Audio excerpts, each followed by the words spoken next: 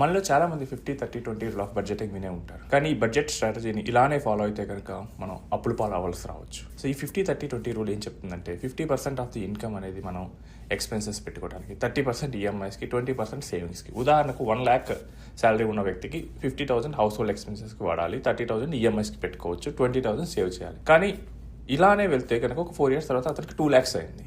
Same 50-30-20 rule వాడితే ఏమవుతుంది, 1 lakh ఎక్స్పెన్సెస్కి అవుతుంది. సో 60,000 ఈఎంఐస్, 40,000 సేవింగ్స్ అవుతుంది. ఈ 2 lakhs నుంచి 3 lakhsకి పెరిగింది ఇంకొక 3 yearsలో. అప్పుడు 1.5 lakhs ఎక్స్పెన్సెస్కి వెళ్తుంది.